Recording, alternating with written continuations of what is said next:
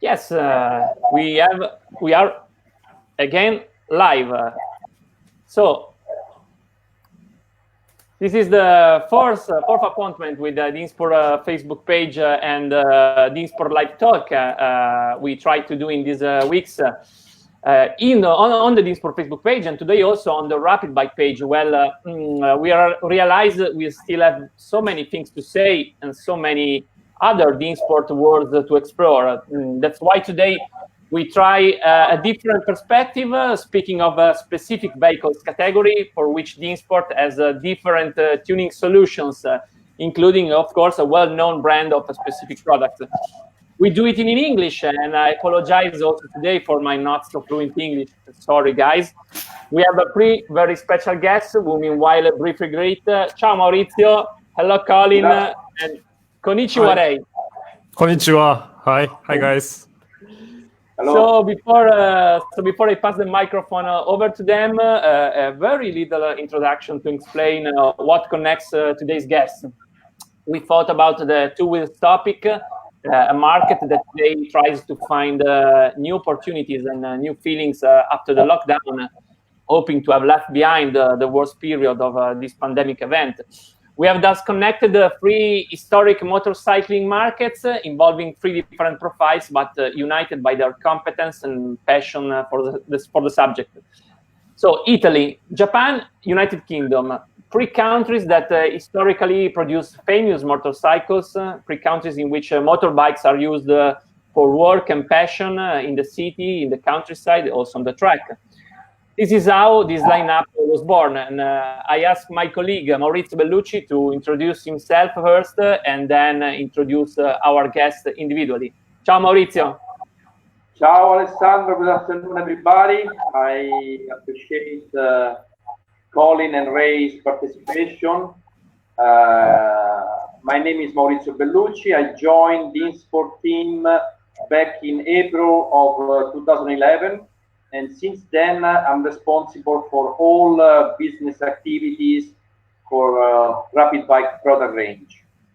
And I was very lucky to meet such prestigious partners all over the world, including Colin, who is the owner of Performance Parts, our partner in UK for the UK market, and Ray, which is a friend of us, first of all, and then he works very closely with Mr. Naruke, which is the distributor in Japan for RAPiDBIKE products. So I pass the word to Colin for a brief greeting. Hi everyone. Colin. How are you? Very welcome. Very thankful to be here. Interesting to be part of the show. I'm Colin Peabody, co-owner of Performance Parts Limited. We've been involved with RAPiDBIKE now, I think, for 5 years. The company is 21 years old, and I personally have been involved in the motorcycle market for 30 years. I'm a very passionate motorcyclist. I love racing, all kinds of two-wheel sport, really, off-road as well. So this is a new experience for me to be part of a live stream. I'm quite excited about the whole thing. I love to talk about bikes and anything to do with RAPiDBIKE. So pleasure to be here. Yeah, great. Let's try to go very far from here, very far from Europe. Ray, in Tokyo. Okay. Hello, guys. Hi. My name is Ray. I'm living in Japan. I'm a motorcycle journalist, and as Maurizio said, I'm a friend of Mr. Naruke. He runs a company called Jam Japan. He's the distributor for Japan, and I'm a close friend with him. And when I went to Italy, when I went to Dimsport with him, I was his translator. And my hobby is riding a bike, and my job is riding a bike. So I guess I have a very lucky life. And well, several years ago, I used to write for the magazine. That was my main job. But now things changed. I used to have a pen. Now I have a camera. I have a mic. So now I guess I'm a YouTuber. And so thank you for this great opportunity. Now I have the chance to use all my camera, all my gadgets. So I guess my screen is super clear and my voice should be very clear. So I'm looking forward to answer the questions. Thank you. Maurizio, no earthquake event today in Rome. You are safe now. No, actually, yes. So far, so good.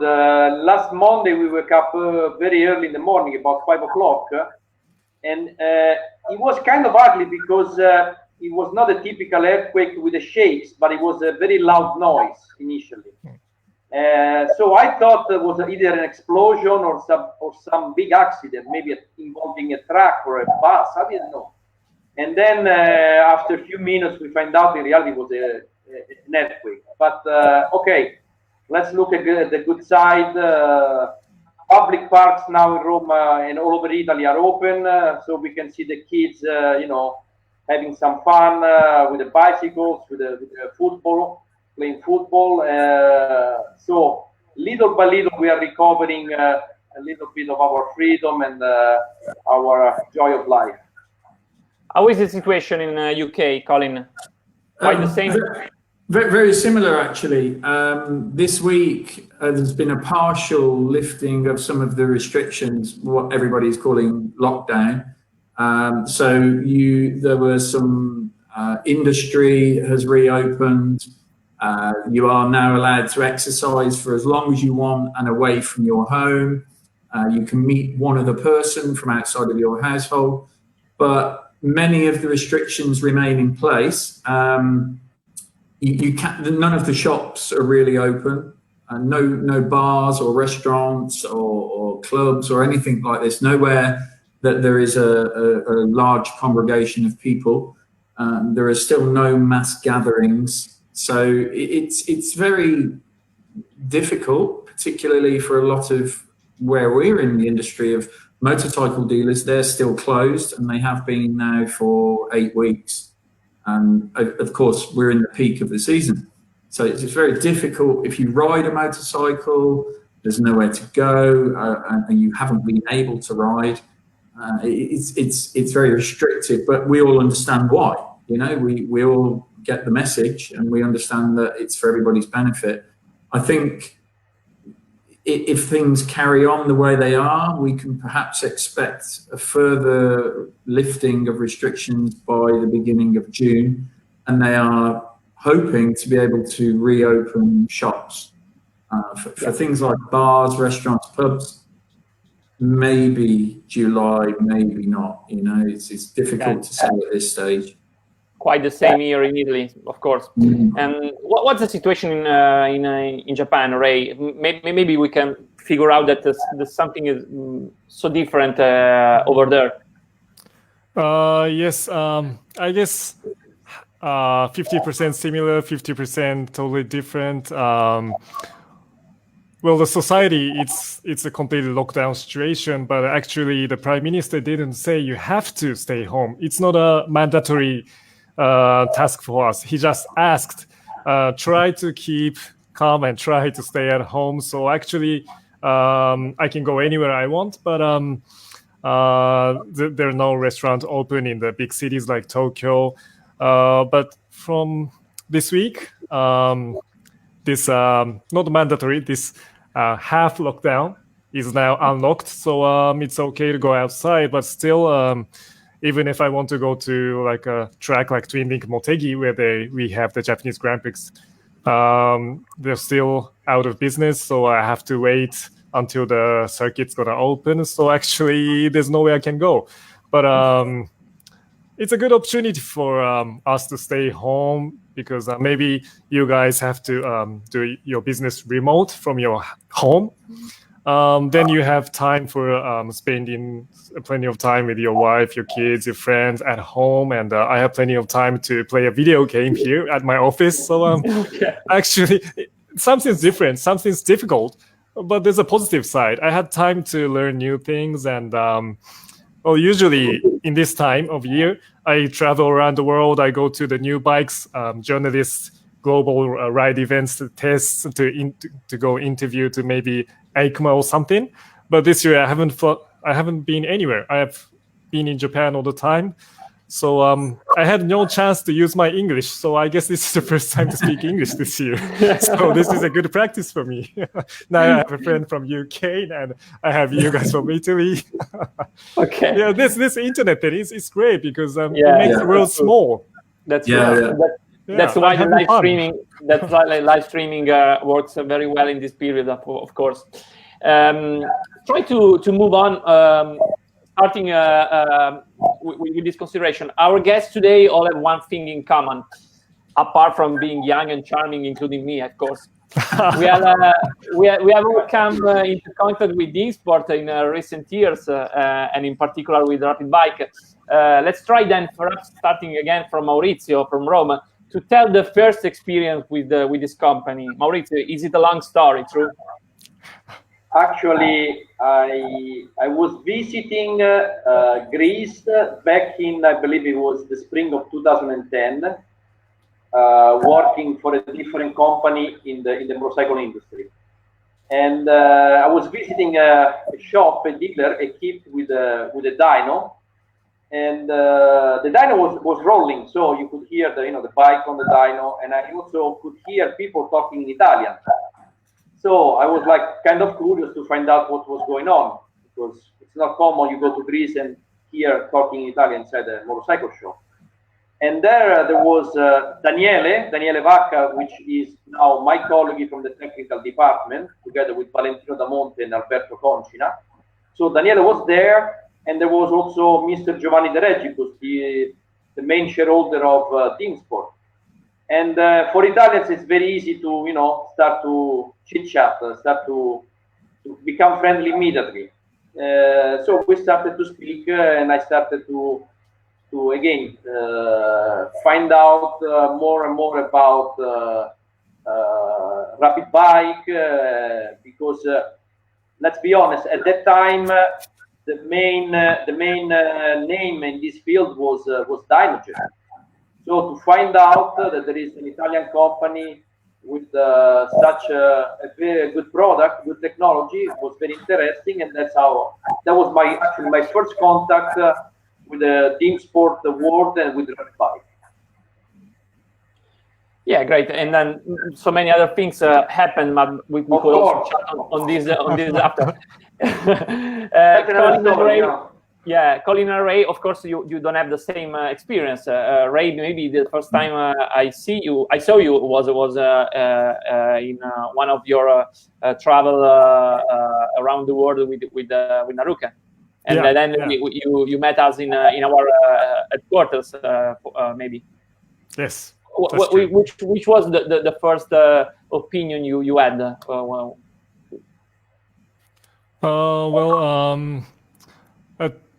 Maybe this is a very stereotype image story, but living in Japan, and when I see an Italian guy, he must be a very happy guy, a fun guy, and easygoing guy.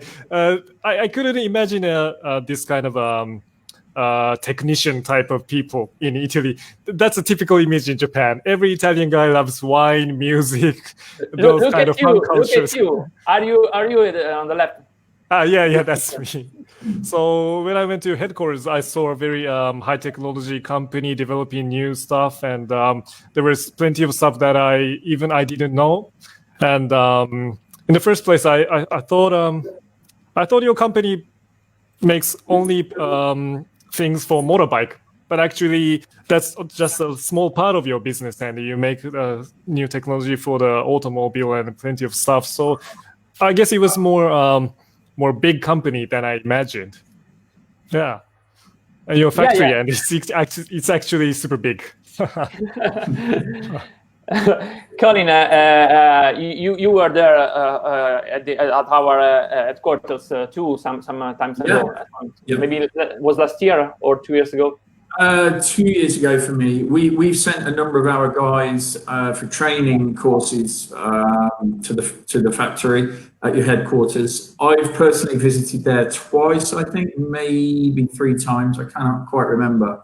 Our experience is that we're the UK importer for Krapovic and Yoshimura exhausts, and we recognise that there is an increasing need with the extra Euro 4, now Euro 5 regulations coming into force, that there is a demand for a sophisticated fueling device to go hand in hand with exhaust brands.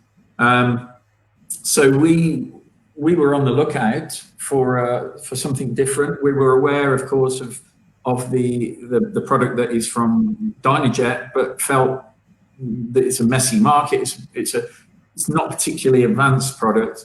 And then purely by coincidence, Maurizio contacted us and asked for a meeting, some information, and the rest is history. We're very impressed by the product, and we feel one of the most important things is that our staff and our sales guys and our technicians all have a confidence in the brand. So they've all visited the factory at least once, met with Maurizio, Daniele, been on the dyno, done the whole thing, you know. So that they are very confident in the brand and the product, and they understand it and how it's developed. So yeah, we see it as a perfect partner for the prestigious brands that we promote, Yoshimura and Krapovic particularly, and Saab. So yeah, perfect product for us. Thank you so much. So let's move on to a question that I ask every week, and that always offers interesting ideas that help to understand something more about Dimsport and RAPiDBIKE, but also about the guests who talk about it. For your experience, what is the D factor? I mean, what qualities do our product or our colleagues or our customers have? Maurizio? Okay, for me, the main quality is that in Dimsport we are very, very stubborn. Now, when I use the word stubborn, it can be maybe interpreted as a negative, but in reality, is that we set a goal. We want to achieve something, and we don't stop until we don't reach this goal. I'll make a real life example. 10 years ago, over 10 years ago, when RAPiDBIKE decided to develop Evo and racing models based on the modulation of stock lambda sensor, again, we are talking over 10 years ago. Nobody felt this kind of need during these years, because the main idea was that the stock lambda sensor was something that you need to remove. We did something completely different. We were so stubborn, that's what the word I like to say, I like to use, that we wanted to make something completely innovative, overcome the concept of a fixed injection map, and introduce a new revolutionary concept of a map, an injection map that continuously adjusts itself. And to be honest, not only it was a difficult task to achieve, and we did it with Evo Racing, but it was even more difficult to explain and convince the motorcycle community of the benefits of this new technology. And it took a lot of efforts and quite some time. Colin probably knows this because Colin arrived later on, about 5 years ago. But today, I think all over the world, the motorcycle community appreciates RAPiDBIKE for this quality. And even a prestigious exhaust manufacturer like Krapovic today is officially promoting and endorsing the use of RAPiDBIKE fueling technology as a perfect combination with their exhaust, especially for the exhausts that are not homologated, and therefore they need a perfect carburation. Colin, do you agree? Absolutely. You know, everything Maurizio has said is I could echo completely. What is interesting is without kind of, I don't know quite how to say this, but without sounding too choosy, we are very selective about brands and products that we represent. We're aware that our portfolio of products is very high-end, very aspirational, quality, Akrapovic, Yoshimura, Gillis, these kind of brands. So when the RAPiDBIKE came to us, when Maurizio came to us, and we looked at the product in depth and its technical abilities and its features and benefits, we were very impressed. And we knew immediately that this was like nothing else on the market. That there was, it's not really comparable with the Dynajet product. We know that that was market leader, and we know that that is the benchmark by which others are judged. But we knew that RAPiDBIKE was a considerably more sophisticated and able product. And when we learnt about the self-learning aspects of it, and you didn't need to set it up on a dyno, all these things, suddenly it became very appealing. And as Maurizio says, we have a 26-year, or I personally have a 26-year relationship with Akrapovic. I know Igor very well, I know the company very well. And for those guys to endorse RAPiDBIKE and work with them is for us proof that it is the best. They would not, absolutely would not, go into a partnership with a brand that they felt was not a suitable partner for their brand. So it's living proof that RAPiDBIKE is, for us, world leader in fueling technology. Definitely. Great, Colin. Great, Colin. Maurizio, I think that you can add something, but Colin is the best testimonial for what you are trying to say before. Exactly. The first time, actually, I remember visiting Performance Parts together with Daniele, and the best approach from Colin team is that they wanted to test RAPiDBIKE on their own bikes. So the very first test order of product was for the team, for Colin's team. That's once you convince, once they are convinced, they are fully convinced. I guess, of course, it's much easier for them to go to the market and explain the features and the benefits of the product. Right. I guess for Naruke, for Mr. Naruke, was a little different because he joined, he became our partner 10 years ago. So he started really almost from the beginning, and he took a lot of efforts for him to introduce RAPiDBIKE Easy in Japan market. This product became very popular. And Ray probably can confirm the experience of Naruke, because Naruke, we have to remember, before being a distributor, he is a real tuner, a real engine tuner. Is that correct, Ray?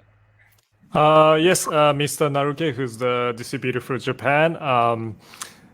I guess it's safe to say that he helps you with the development for the new module, or maybe the new cable, the new data, because in Japan we have Honda, Yamaha, Suzuki, Kawasaki. We have the big four manufacturers, and sometimes we get the bike before than other markets. So sometimes Naruke has to make the data or make the blueprint or something. Then if I'm lucky, I have a chance to experience the actual products before it's 100% ready.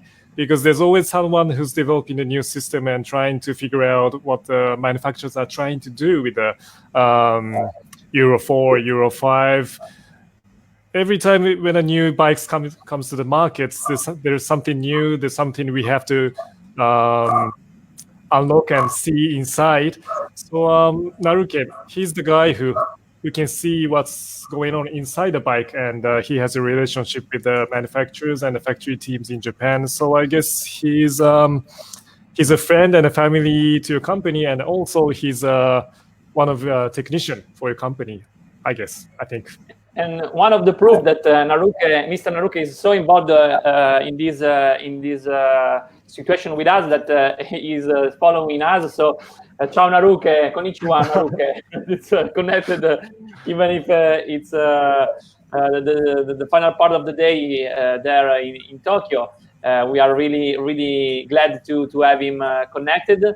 And of course, we wait for you, and we wait for him when we'll be able to come to Italy again. I mean, yes. So let's move to another topic.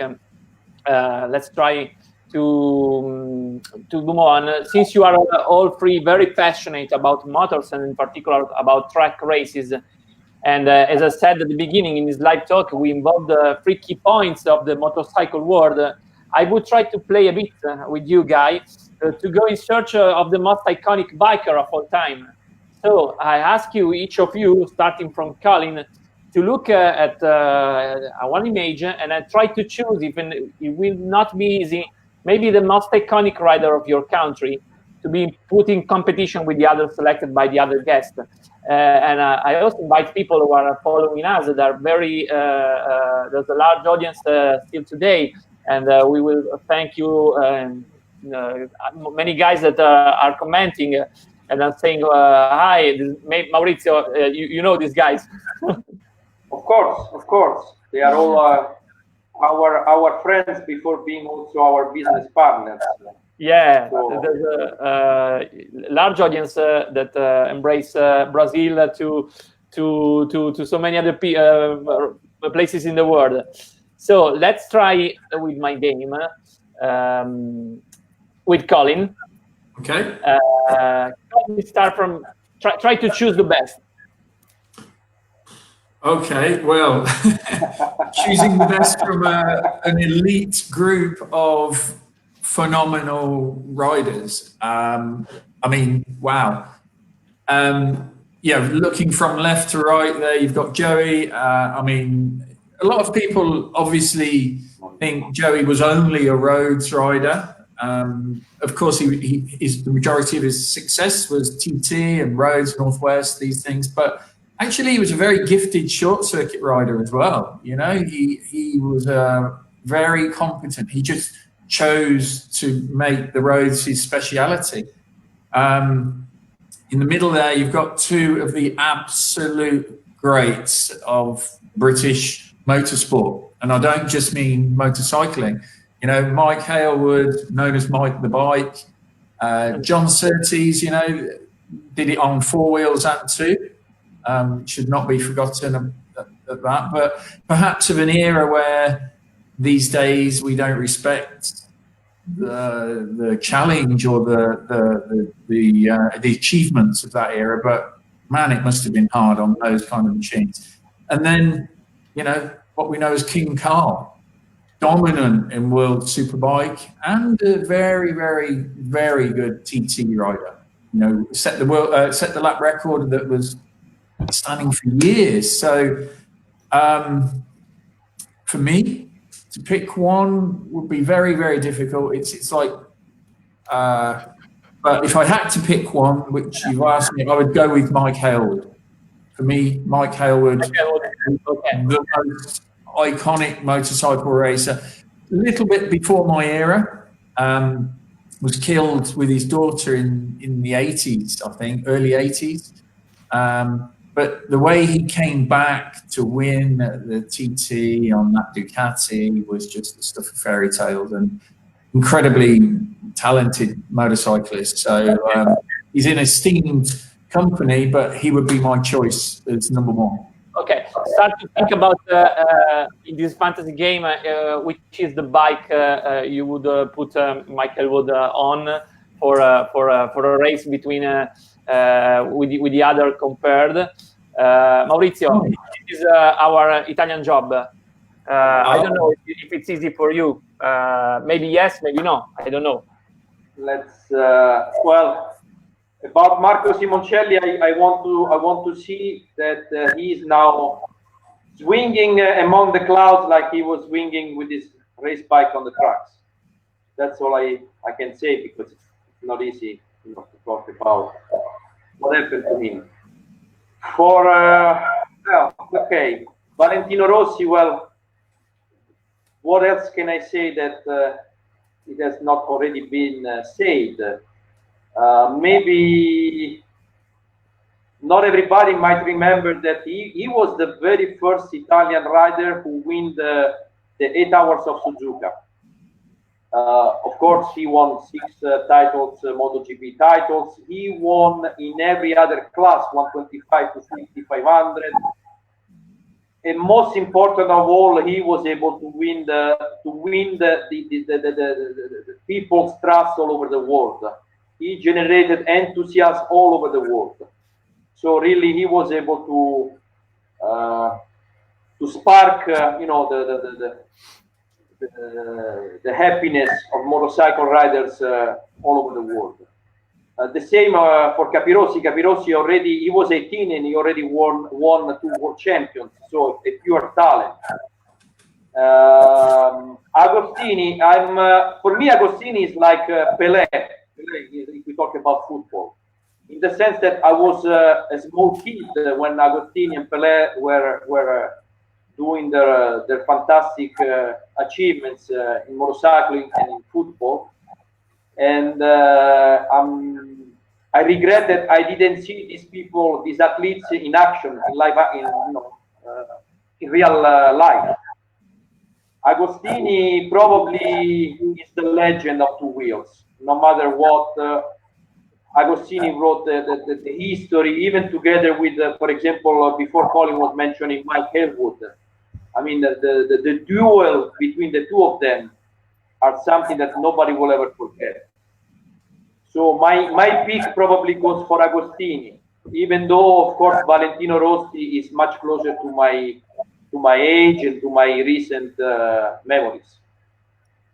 Okay, let's pick Agostini. Okay, and then great. I mean, trip in the 90s for Ray, because these riders are quite young and that represent the golden era for the Japanese rider stage. Okay, now I guess you chose the best of the best in Japan, and well, actually, Mr. Aoki, he had 3 brothers. They're all racing riders and racing driver at the same time, and especially now, Nobuatsu Aoki, he's the test rider for Suzuki, so he develops the bikes, and I'm lucky to. I sometimes work with him, and he's a great guy. He's a so kind person, and if you don't know him as a racing rider, he's just a very cool, kind, easygoing guy. But if he puts his helmet on and his leather suits on, then he's like a warrior, just like a switch, and he's a great guy. Next, Daijiro Kato. Unfortunately, I've never spoke to him. I've never met him, but he's a legend, and I have one story when he was very young, still racing in Japan before he was famous in the World Grand Prix. I guess it was his first test with Honda or something, and running Suzuka. And when usually racing rider comes back to the pit box, they usually complain about something. If you change this, then I can gain second. If you change this, if you can do that for me, I will do this. I will give you victory.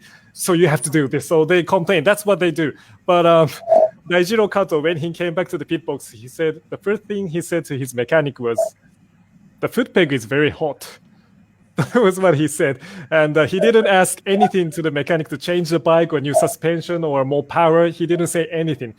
The foot peg is too hot. I can't ride. And then the mechanic said, "You have to go. Just go." Then he make a rap record every time. He was a genius. And the left 2 guys, Tetsuya Harada and Shinya Nakano. Actually, these 2 guys are very close to Mr. Naruke, because Mr. Naruke started his business before he started his company, Jump Japan. He started his career in the motorcycle industry in a racing team.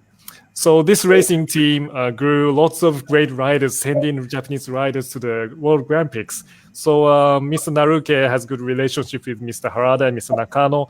And now Shinya Nakano, he has his own team. He's trying to make young Japanese riders able to compete in the World Grand Prix. So when I saw the legend riders, the UK riders and the Italian riders, it didn't seem it's from the past age. It looks like now today, but today we don't have much Japanese riders racing all over the world. We used to have lots of legends, but now Shinya Nakano, he's doing a great job. I think his students are going to be a champion, maybe in the next era. That's what I hope. So if I have to choose one from here, I will choose Shinya Nakano. Great, great choice. I know that Mr. Nakano, with his relationship with Naruke, also know RAPiDBIKE products and Dimsport. And he is growing up with so many other guys that maybe will refresh this golden age for Japanese. I hope so. Okay. Yes. So let's move in the display. Trying, as I asked before, to think about a race between these legends. Now that you choose the protagonist, choose your bike and a race in which would you like to see them compete.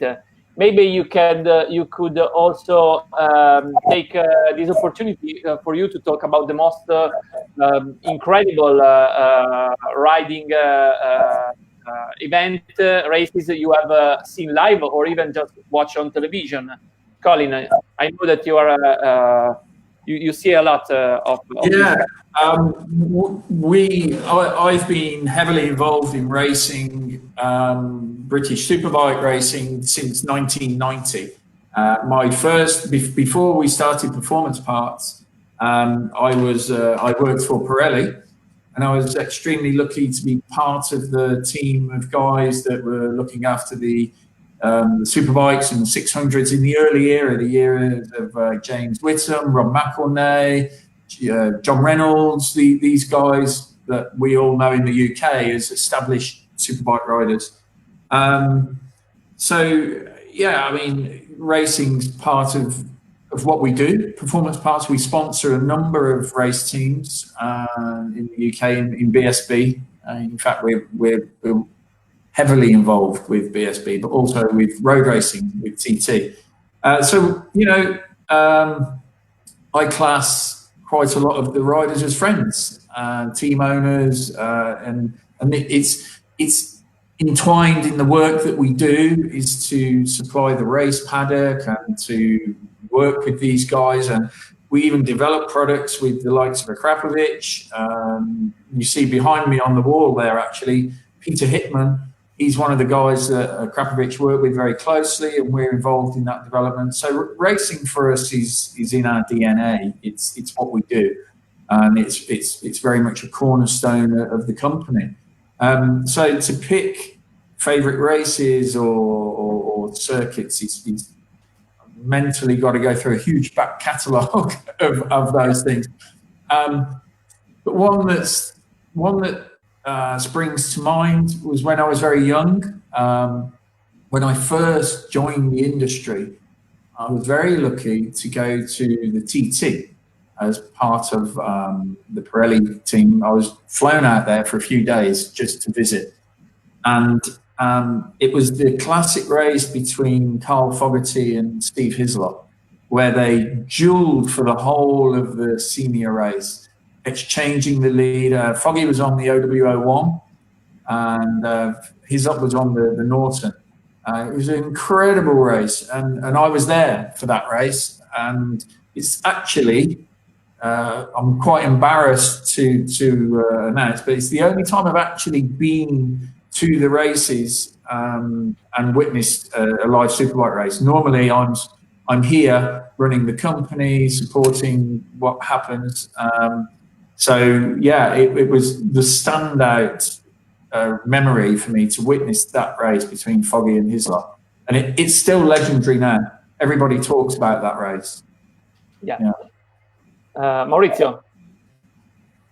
Okay, if we want to play this wild game, you know, mixing the past with the present or the recent present, I would I was in Assen in 1998 during the Superbike weekend, where Fogarty and Pier Francesco Chili put together a fantastic show. I mean, it was amazing to see these two guys on the Ducati 916. It was a fantastic weekend. Not just the races itself, but the whole weekend with the practice, with the qualification. And of course, everybody knows that for the Italians, that the weekend didn't finish in the best we wanted to see it, because Healy, at the end, he crashed, and Fogarty won the race and the championship. So in this wild game, I would like to maybe see Agostini on the Ducati 916 battling against Fogarty to see what happened. Again, it's a wild imagination, eh? Yeah. But because we are here now and talk about, of course, it's just a game. It's like to arrange a football game between which we do with Maradona and Pelé playing. Correct. We will never know who is the best, but that would be probably fantastic. I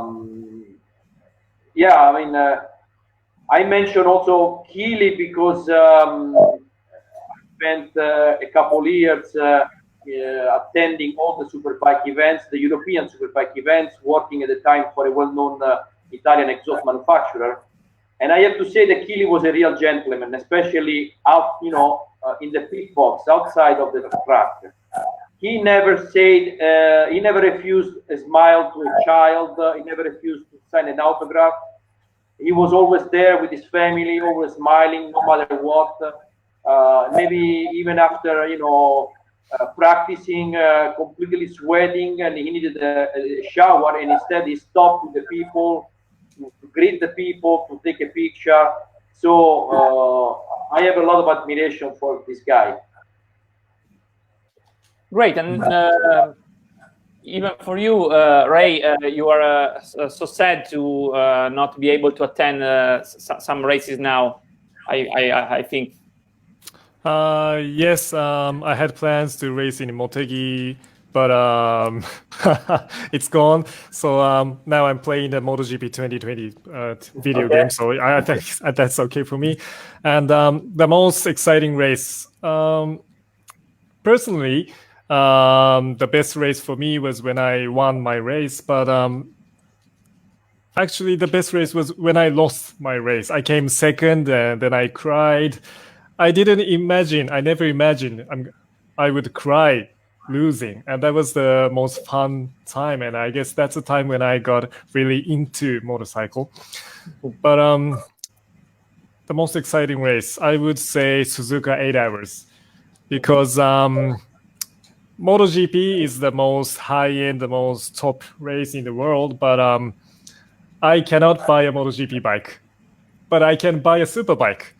So I'm a big fan of BSB, SBK. I have a Yamaha R1 here. I can buy these kind of production bike at a motorcycle store just around the corner. It's easy to buy. So I'm just a motorcycle guy. I get information from the production bike-based race. So I'm a big fan of BSB, SBK, and mainly I really like Suzuka 8 Hours because it's a especially difficult race. Usually, if it's a sprint race, you can ride your own bike. You don't have to share a bike. But it's an endurance race, so you have to share your bike with your teammate, maybe 2 guys in one team, or sometimes 3 guys in one team. So it's very difficult race. And if you win with a new bike, then this bike's going to be a good sales in the market. So this kind of influence is very direct to the market and direct to the end users, as me. So I always want a winning bike. I always want a winning bike's exhaust, computer, brake, suspension. So it improves the product, and it's evidence which product is a winning product. So it's the most valuable place to get a true information. That's why I like Suzuka 8 Hours. So I like to see Agostini in 8 hours. I want to see Fogati in 8 hours. And I would love to see Shinya Nakano racing again in Japan in 8 hours. And I hope Valentino Rossi comes back to Suzuka Race, maybe. That's what I hope. Yeah, that's a nice lockdown dream. Yeah.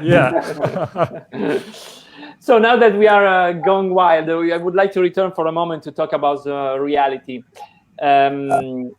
We always remind in the field of excellence, I hope. I would like to ask Colin and Ray to tell us about their personal experience with RAPiDBIKE products. Colin, of course, as a distributor, but as a rider too. And of course, Ray as a brilliant YouTuber. And not only because he's a partner of our loyal customer, Naruka. So which is your best product that you fit to your need, Colin? Well, RAPiDBIKE Evo, racing module actually, was the first time I ever rode with a quick shifter. And that was a revelation to me. We've built a couple of bikes for demonstrators, for customers, for press, for them to ride. And we had, the first time I ever really experienced the RAPiDBIKE product on the road in the UK, we built a BMW R9T. And we made it into one of these urban kind of knobbly tires, very much the yard built looking R9T, and it used to wheel spin like mad because it had no traction, but the traction control that RAPiDBIKE provide with the racing kit was incredible, and it had the quick shifter, the shift assist. And I used to go out on that bike and just play, just use it as a toy because it was such great entertainment, great fun. But subsequently, Maurizio knows at that particular time, I also had a Ducati Scrambler, and those guys used it as a test, and we fitted exclusive module on the Scrambler, and that changed the whole dynamic of the bike. It was much better on throttle take-up, low speed. The snatchiness was gone. I was very, very impressed by the product. But now these days I've got an MT-09 Tracer, and that has the Evo module and the quick shifter. I haven't used the auto blipper, only on the dyno, but I haven't used it on the road because I'm a little bit old school and I prefer my change down to be in my control. I think an auto blipper is something that will be coming next. Yeah, get used to it for sure. So I'm on my third RAPiDBIKE product now on the Tracer. Yeah. Good, Ray. I know that you had so many experience.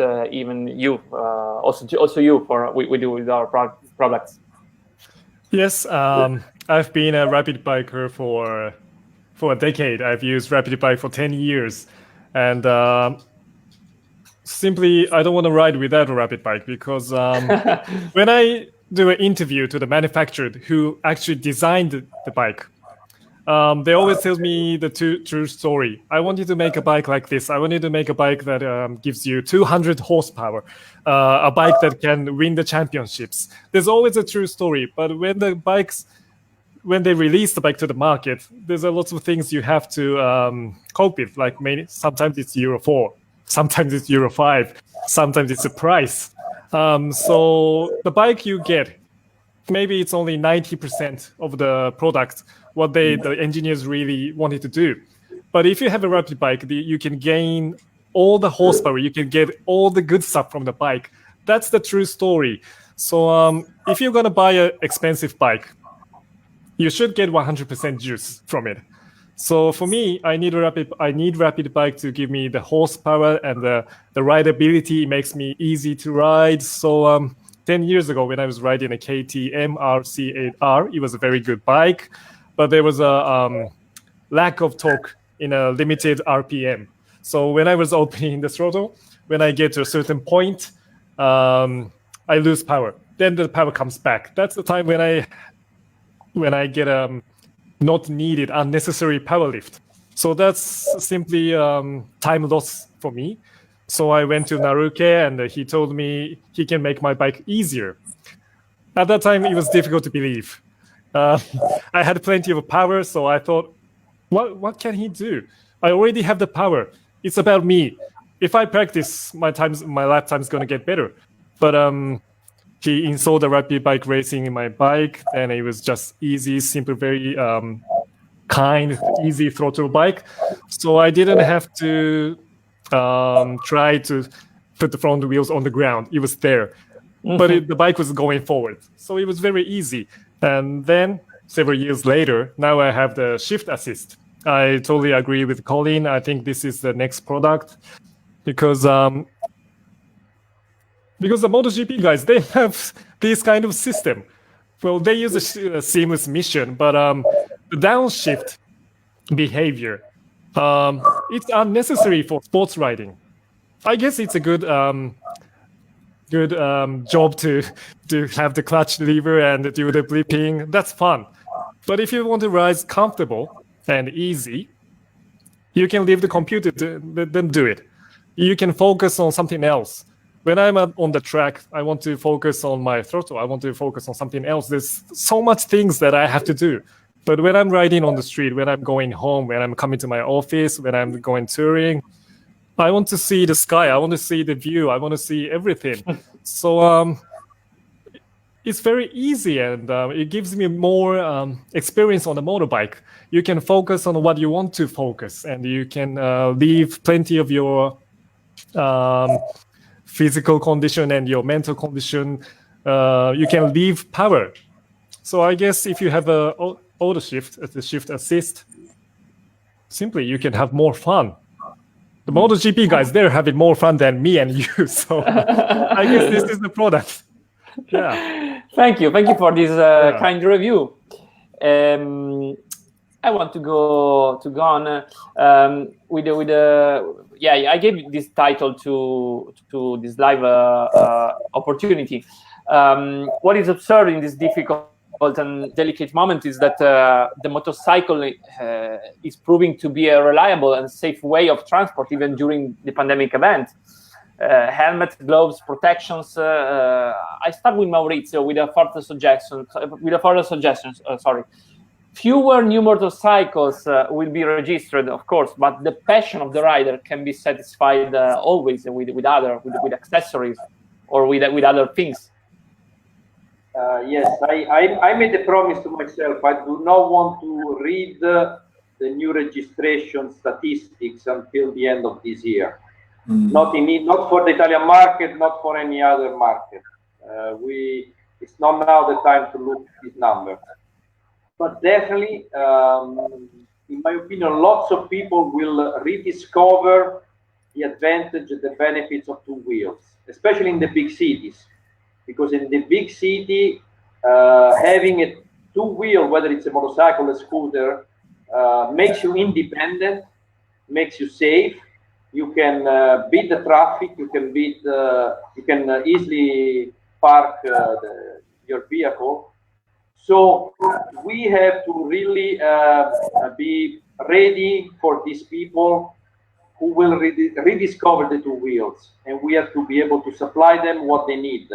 This is what is good about RAPiDBIKE. It's a very flexible product that can satisfy different needs of different type of riders.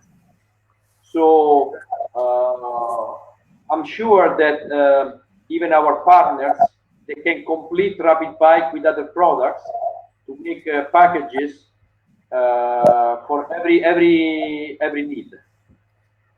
A few words even from Colin and Ray. Colin. Yeah, I agree with everything Maurizio says.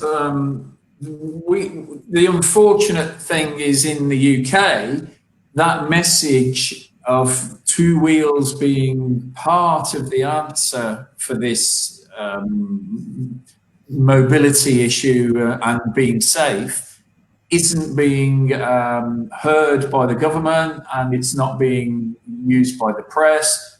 Absolutely, 100%. Scooters, even electric scooters, which are for me the devil, but Two-wheel transport is not being promoted enough in the UK as a solution to independent, safe travel. And we need to do more as an industry to make sure that message is heard by the public to promote two-wheel transport. Because for sure, I agree with everything Maurizio says, to be traffic congestion, to be independent, public transport is a high risk for this transmission of the coronavirus. I think we need to see more people on two wheels, and it is a perfect solution. As you quite rightly say, you already have the PPE, you have the visor, you have the helmet, you have the gloves, you have the protection. It's a perfect solution, and it's not being recognised in the UK enough as a way forward for some people to remobilise themselves. We as performance parts are perhaps a little bit detached from that, because our normal customer demographic is a performance guy, racing guy, and typically people who will be buying bikes for commuting are not our normal customer. But there's still, particularly with the easy module on scooters, and as we were saying, as Ray was saying, the manufacturers are not able to build the bikes as they want. They're not as friendly to ride as they used to be. Euro 4 and Euro 5 has made them very difficult, very snatchy on the throttle. An easy module is a perfect solution for that, absolutely perfect. And it makes you more confident, and it makes the bike more compliant. So we will be definitely trying to promote into our dealer network in the large cities, the easy module as a hand-in-hand solution for any guys, particularly new riders that may find the bike a little bit kind of unforgiving to ride. So yeah, there is an opportunity from this, but I also share Maurizio's view. Don't look at the numbers at the moment, for sure. No, sorry. They're catastrophic. Ray, a few words from Japan. I know that even there, the easy module is very much appreciated by the customers. And which is the situation about the two wheels sector there? I guess Maurizio and Colin explained everything, but especially I like the word solution. Colin mentioned solution. I guess it's the right time and right place and right choice to ride a motorcycle now, because you guys explained everything. It's an individual transportation tool. You can go anywhere with your own choice. Personally, I don't take the train. I hate it because I have to go to my office. I have to go somewhere. I have to go shopping. I have to go somewhere. Everyone has to go somewhere. Then why not choose a fun solution? Riding a motorcycle, it's simply fun. And it's up to you. The only thing I have to... the only choice I don't like is the airplane. When I go to Italy, I have to ride the airplane because I don't have a license. I don't have my own private jet, but I have a motorcycle. So everywhere where I go, even it's raining, even in the storm, because in Japan we have earthquake and typhoon and we have Godzilla, we have everything here. But if I have a motorcycle, I'm happy. Even when I'm waiting in the signal, when the signal is red, this is the bike what I chose. This is the view what I chose. I guess it's a typical story for all riders. So today in Japan, the sales of the bikes are changing. But mainly it's the scooters. 125, 150, the 50cc, very small scooters. But now I think the people are recognizing that a motorcycle is a good solution for this time. And Colin mentioned, not much PR is done in Japan also, neither in Japan. We have to tell people motorcycle is a good solution. Then if someone gets a license, if someone buys a motorcycle, even a scooter, I think they're gonna notice. Hey, wait a second, this is fun. If I have to go to my office to see the boss that I don't like or you hate, on the way to your office, it's like just having fun. You can have fun on a motorcycle, and if you have a scooter, I think you should have a little bit more power. It's going to make your life easier. You can get to the point A to B faster and quicker and comfortable. So in Japan, we have lots of scooters, small bikes, even big bikes. RAPiDBIKE Easy, it's the entry. It's easy to buy, easy to install, easy to set. If you want more torque, you just have to switch the toggle. If you want max speed, then to do the same thing. It's so simple and easy. Then you will notice the fun fact and the beautiful thing of riding a motorcycle, using your body to play with this planet, because we have gravity. We have to turn the bike in a lean angle. That's simply fun. So I'm really proud to be a rapid biker, because I get to tell people a good story. I'm having fun more than you because I have a rapid bike, and my experience is better than you because I have a rapid bike. I have an expensive bike. This is really expensive, but I guess rapid bikes makes the price lower for me because I get more value from the product. So people should notice the motorcycle is a solution. So calling it a solution is a very nice word. I love it. We can try to update the title. It's a rapid bike riding away from Godzilla. Yeah, true. And of course we have Ninja, we have everything, you don't know. We have Earthquake and Ninja and Godzilla. Yeah. Okay, we are quite at the end of this very nice episode. Here we are again with a couple of topics. I invite you to comment on some iconic images without giving you any suggestion. Let's see what you tell me. We start from Colin. There are some pictures taken from your Facebook profiles, so I hope you will enjoy this is a surprise. Yeah, something funny. Okay. That's called the Wolf Run. Muddy, wet, cold, 10-kilometer run, and you have to just kind of get through it as much as you can, through under obstacles, over obstacles. That was a few years ago, actually. I've done a few of those. It's good fun. Okay. Let's move on. George Cross. So the UK is made up of 4 countries independently. You've got Scotland, Northern Ireland, Wales, and England. And that's the national flag of England. And as an Englishman, we had St. George's Day last month on the 23rd of April. My birthday. And okay. Yeah. Yeah, if I'm not mistaken, that was the night we beat Ajax to enter into the final for the Champions League, where suddenly we lost. For the people who can not understand. Tottenham Hotspur, they are the best football team in the world. I think you'll find if you look it up on Wikipedia.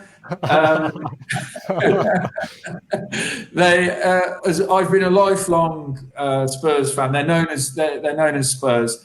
They're a constant frustration. They never win anything, but they give me a lot of pleasure, to watch them. They're based in London and just brilliant. Okay. It's not London, Maurizio. No. We jumped to the Piazza Navona. Yes. One of the most fascinating squares in Rome. Now look, no matter whether it's a famous square or unknown square, what matters is that people will regain his space. Will go back. The crowd will go back in the squares with bicycles, with the kids. We discovered the simple pleasure of life, maybe having a coffee, having a beer, having an ice cream in a square like this is is something that we always taken for granted, and now we find out that it's something so special. So I look forward to go back to the square. Okay, this is two of us. This is, I think this is the last time, yes, Ray and Mr. Naruke came to visit us in Dimsport factory. And that's one peculiarity about Dimsport. The doors of our office, of our factory are always open to all the people from all over the world. So we have to reopen these doors as soon as possible, as soon as it will be possible to travel internationally. This is one of our secrets, the support, the close relationship with our partners. We organize a lot of training, a lot of visits, and I really look forward to start again as soon as possible. Okay. This is the second best team in the world. The second best team in the world, yeah. Yes, that's a piece of my heart. It took the coronavirus to stop us this year, you know. So, but the eagle is back, and the eagle is flying high in the sky. So watch for us. We're coming. We're coming again. Okay, let's try to go with Ray. Ray, do you know this guy? Yeah, that's me.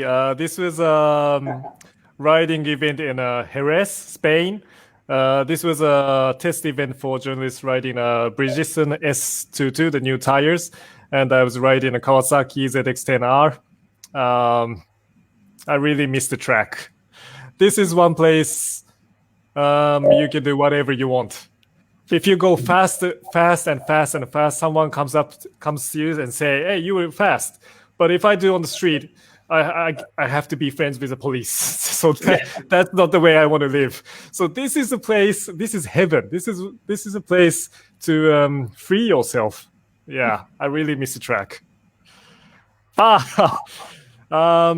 This is a picture drawn by artist.